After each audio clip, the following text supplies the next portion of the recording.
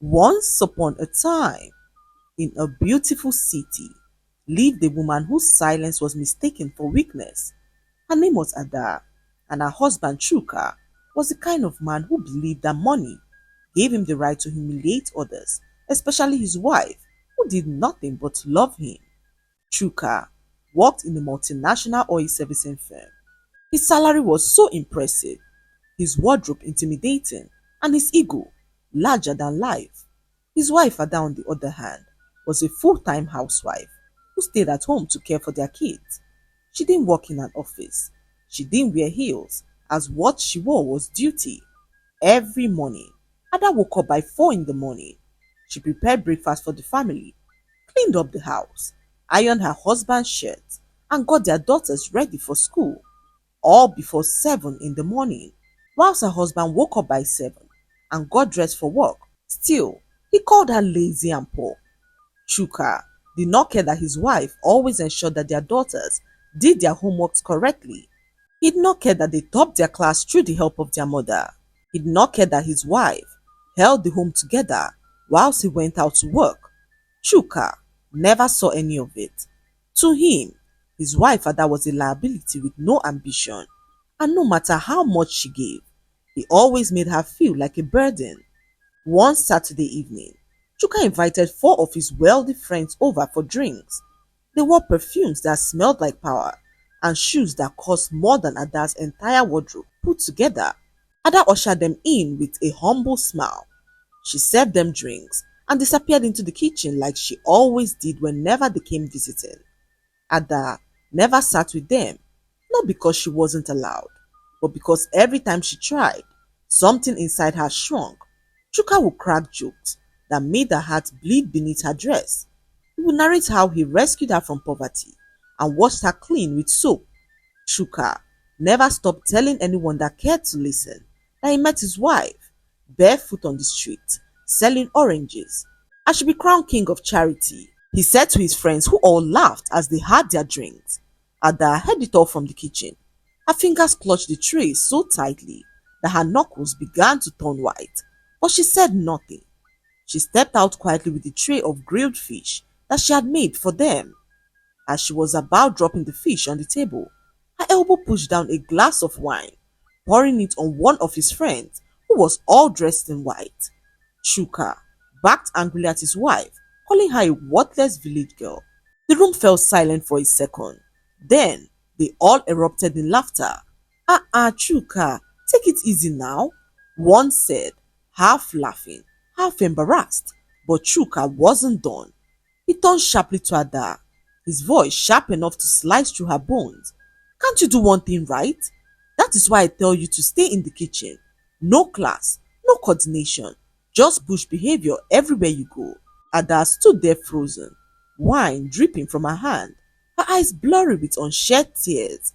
The man she gave everything to, her youth, her body, her entire life, had just stripped her dignity in front of strangers. The guest in white tried to make light of it. It's okay, madam, it's just wine. But the damage had already been done. Ada slowly turned and walked back into the kitchen, her shoulders heavy, like she was carrying the weight of shame itself. She didn't cry. She didn't shout.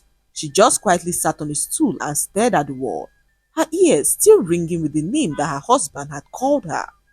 Worthless village girl. That night, after the guests left and Chuka went to bed, snoring like nothing had happened, Ada walked into the children's room. Her daughters, Emily and Sharon, were fast asleep, their small hands curled into fists as they slept. Ada bent and kissed their cheek as she whispered to them that time had come for her to be the kind of mother that they would be proud of. She tiptoed back into the living room, sat on the cold tiled floor, and picked up her phone. And that night, for the first time in many years, she typed the word into Google, how to start a business with nothing, because Ada had made the decision that she was going to rise right under the roof of the man who called her worthless. It all began with a fabric that she had received as a gift years ago. It was tucked away in a box that Ada had not opened in years.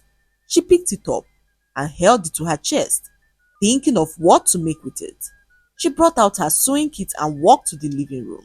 The house was completely quiet, as Chuka had gone to sleep, snoring with the peace of a man who believed he owned the world. Ada sat on the cold floor as she began to thread her needle. She cut the fabric and began to sew a bag. It was a simple tote bag, stitched with hand, as Ada had no machine to use. It took her a few minutes to finish, and Ada could not hide her excitement. She thought she had forgotten how to sew, saying that she hadn't sewn since her mother passed away. Ada smiled for the first time in a very long time. The next morning, while buying groceries in the market, Ada carried the bag on her shoulder. A woman stopped and asked where she got the bag, and Ada smiled and revealed to her that she made it herself, and the woman ordered for 3 bags on the spot. Ada could not believe her eyes. She rushed home happily and brought out the remaining of the fabric as she began to cut them carefully. That night, when everyone was asleep, Ada sewed the 3 bags for the woman. By the end of the week, she had made her first 10,000 naira. It wasn't much, but to Ada it was proof. Proof that she was still worth something, even if her husband did not see it.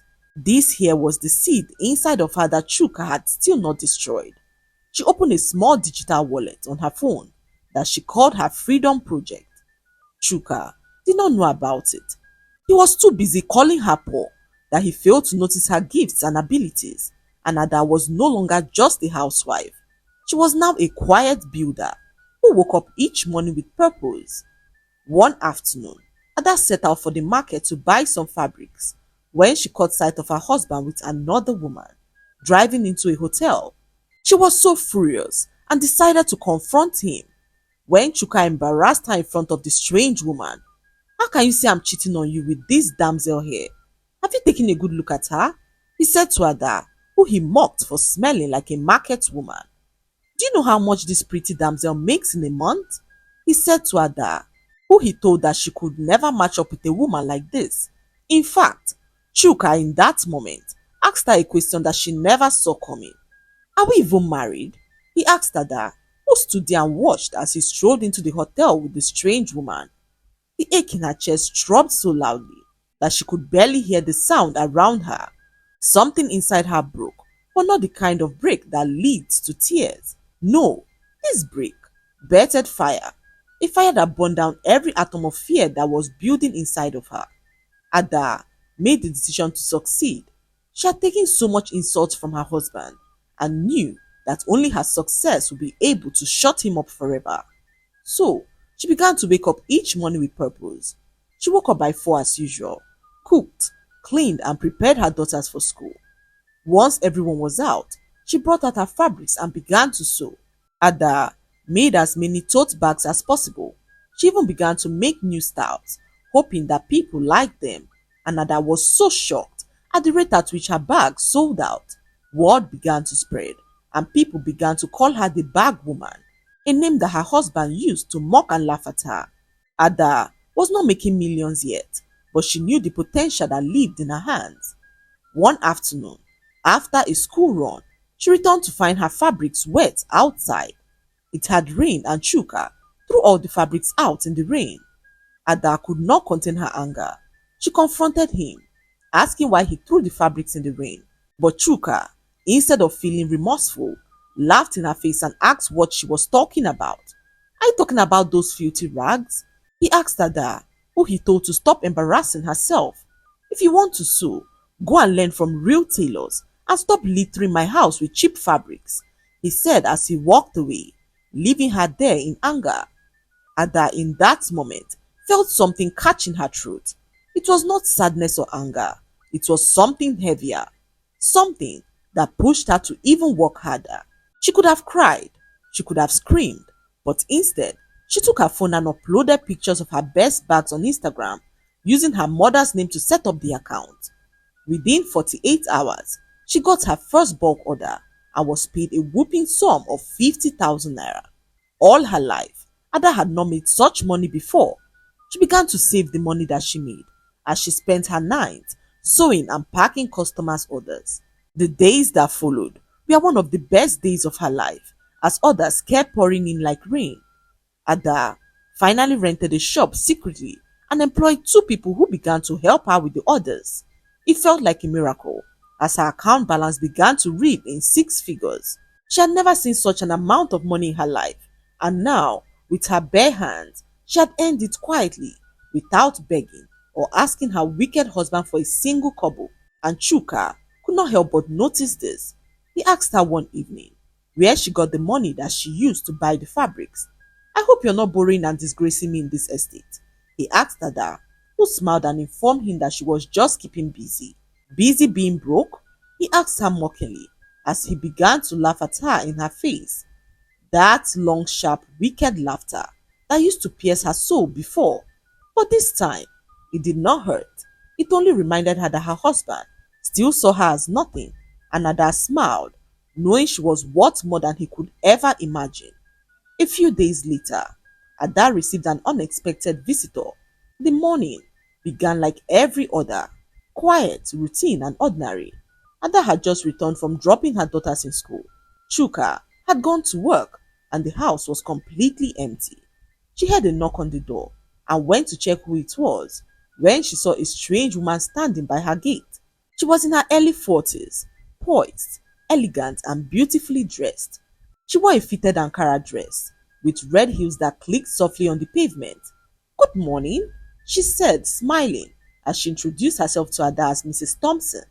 "Are you the woman who makes those beautiful tote bags?" she asked Ada, who blinked and stared at her in shock. "Yes, I am. How did you find me?" Ada asked the woman, who revealed to her that she owned a fashion store in town. "One of your bags ended up with my cousin, and I've been trying to find you ever since. Your stitching is so clean, simple, and beautiful," she said to Ada, whose hands trembled as she listened to the strange woman, who asked if she would be interested in supplying 300 pieces every month. "I can pay up front," the woman said to Ada, who stared at her in disbelief. 300? Ada asked the woman, who smiled and handed her a contract to read and sign. Ada could not believe her eyes. It felt like a dream as she reviewed her first contract. Ada's eyes shone in disbelief as she read through the contract, realizing that the woman was offering her more money for each bag that she made. She signed the contract, and just like that, her first big door opened. Ada had no one to share her excitement with, so she decided to go to a quiet restaurant alone to eat and celebrate her big win. As she sat in the restaurant, sipping a glass of wine alone, a handsome man approached her to ask what she was celebrating. Ada lit up as she told him about her huge contract. The man, whose name was Dozier, joined her to celebrate. They spent hours talking and laughing like old friends who had just met in another life. Dozier was gentle, kind, and deeply interested in Ada's story. He asked her questions like what made her start, and Ada told him everything that happened to her. Dozier did not look at her like a victim. He looked at her like a queen who had built her throne in spite of her challenges. He toasted to her growth, and before he left, he handed her his card saying that if she ever wanted to talk, that he was always available, and Ada tucked the card into her bag as she rushed to go pick her daughters up from school. She arrived home hours later to meet her husband at home with another woman. He had started noticing things, new fabrics in the house, strangers dropping off parcels, as well as more frequent phone calls. The night before, he asked who she was always chatting with and why her phone had suddenly become hotter than a generator, but Ada smiled and said nothing to him. She laughed inside, seeing how clueless he was. If only he knew, she thought to herself, as she watched him accuse her of selling her body to men for money. Ada desperately wanted to scream it out for him to hear, that she was no longer the poor woman that he married. She wanted to let him know that she now had her shit together, but something inside of her stopped her, as if it knew what was about to happen. She stood there stunned to see her bags all packed in the corner as Chuka informed her that he was no longer interested. "After all, we were never married," he said to Ada, who for all these years believed that they were married. The first time he said it at the hotel, Ada did not take him seriously, but hearing him say it again, she knew that Chuka had been hiding something from her. But what she did not know was that years ago, Chuka, knowing how naive she was, hired some men and people to act like his family. He also hired a man to act as a pastor as they conducted their marriage in their home. He convinced Ada that the marriage was legit so as to deceive her into living with him for all these years. Little did Ada know that their marriage was fake. She stood there frozen in the doorway as her daughter stood beside her, holding their school bags with confusion in their eyes.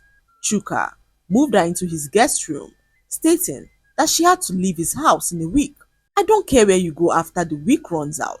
If you like, move under the bridge, he said to Ada, who he insulted again for being poor. He went on to call her a perpetual beggar, warning her to better pay off all the debt that she was owing the neighbors. And Ada picked up her phone and made a call. Chuka stood there and watched as his wife called the landlord and paid for the flat next door. Ada had had it to her neck. She did not want to spend one more day in his house, and Chuka stood there frozen to see his wife pay millions on the spot to rent the vacant flat next to his own. He could not understand how she had such money with her and began to call her a prostitute who hid behind selling bags to sell her body to men. But Ada ignored him completely as she began to move her things to her flat. Her daughters joined her as they all moved into the flat next door. Chuka became restless. He expected Ada to be helpless and sad, but Ada did not for once cry or shed a tear. She did not beg him to stay. She did not even raise her voice. Instead, she paid for the flat next door and moved on as if Chuka did not exist, and Chuka could not believe his eyes. Instead of enjoying his house with his new woman, Chuka began to peep out of the window to see what she was up to. He would spend hours monitoring her every movement to see the man behind her success. One day, he confronted a delivery man who came to pick up some packages from Ada, believing that he was the one behind all the money that she had. But the delivery man looked at him confused, saying that he admired Madam Ada so much for all that she had achieved for herself. It was then that the delivery man told him about her brand, Helen's Totes, which Chuka never knew existed. Oga, I'm here to do my job. I'm just a delivery man who Madam Ada gave a job after years of being unemployed. Madam Ada is a woman that any man will be lucky to have, he said to Chuka, who watched him walk to his van and drive away. Chuka immediately rushed to Instagram to search for Helen's Totes.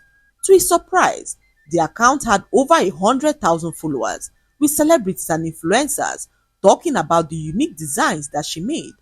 Chuka could not believe how big Ada had become. The same Ada, who he called useless and worthless, had now risen from the ashes like a phoenix. She now attended fashion shows and rode with a class of people that even him dreamed of meeting. Her videos had gone viral, where she talked about the suffering that brought her to where she was now, and Chuka stood there broken to realize that he was the suffering she was talking about. He dropped his phone to realize that Ada was now a star, and the worst part was that she did it without him. That night, Chuka could not sleep. His new girlfriend, seeing how obsessed he was with Ada, packed out of the house the next morning. But Chuka did not care. All he wanted at this point was the woman that he sent away. The woman who was not only the best mother to his beautiful daughters, but also the woman who had quietly built an empire beneath his nose. For days, Chuka battled with his thoughts. He no longer ate well or stepped out, as shame clung to him like a wet cloth. The house, once filled with pride and ego, now echoed with regret, and Chuka could not take it any longer. One morning, he decided to make things right with Ada. He wore a clean shirt, sprayed his best perfume, and marched over to her flat. With shaky hands, he knocked on the door, and one of his daughters opened the door. "Daddy, what are you doing here?" she asked curiously, as Chuka informed her that he wanted to see her mother. As Chuka looked up into the apartment, he saw something that shattered his heart into a million pieces. Ada was standing in the distance as a handsome young man was proposing to her.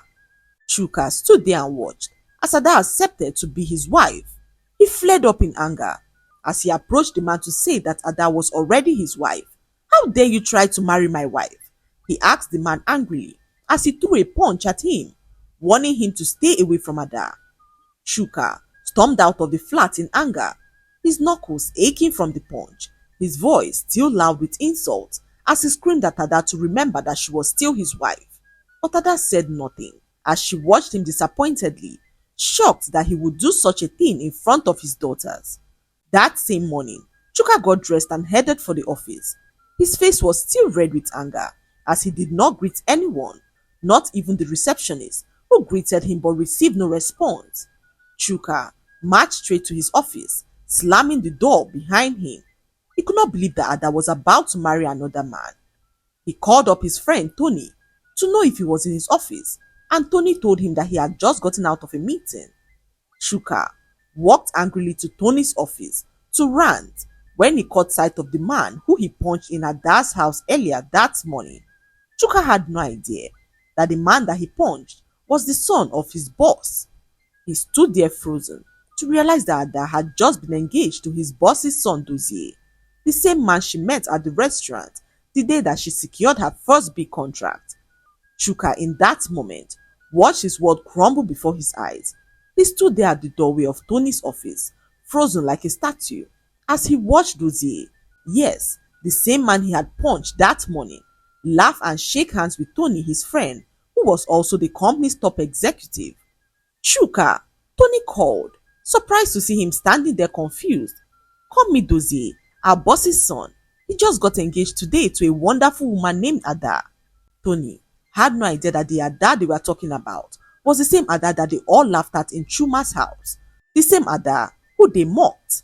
Chuka's lips trembled. Ada, he repeated. Yes, Ada, a beautiful woman with a strong spirit, the owner of Helen's Totes. Her bags are everywhere now. She's going to handle our next corporate branding event, Tony said with pride, not knowing what his words were doing to Chuka. Dozie smiled politely at Chuka and added, Yes, Ada is my fiancée. She's an amazing woman. You'd be lucky to meet someone like her in your lifetime, he said mockingly as he walked away. Chuka could no longer stand. His knees gave way as he slumped into the chair by the door. Tony rushed to him to ask what was happening, and Chuka revealed to him that the Ada they were all talking about was his wife. Tony could not believe his ears. For all these years, they looked down at Ada, not knowing the potential that she carried. Ada had become everything he said she could never be, and Chuka could not understand how. That night, Chuka returned to his house miserable. It felt empty and haunted. He looked out of the window and saw Ada playing with his daughters, who he did not know how to face after what happened that morning.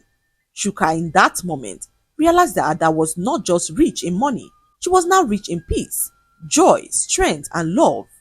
Chuka, who once laughed at her and called her poor, now sat alone with his head in his hands, because what Ada ordered to the house was her own freedom, success, and happiness, and this was brought to shut Chuka up forever. A few days later, Chuka received an email at work that made his hand shake. It was from the head office, informing him of a meeting that he had to face for assaulting the boss's son Dozie. He stared at it, hoping it was a mistake, but it wasn't.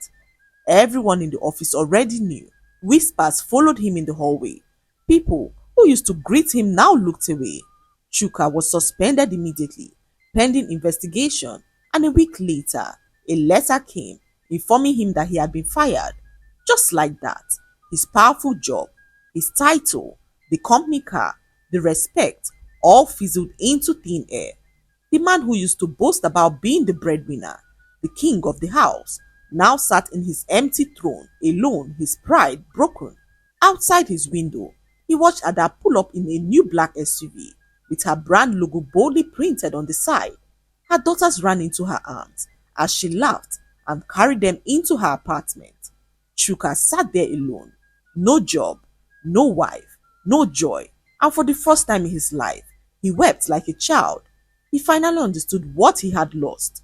Not just a woman, but a rare woman who rose from his insults and built a throne from his ashes.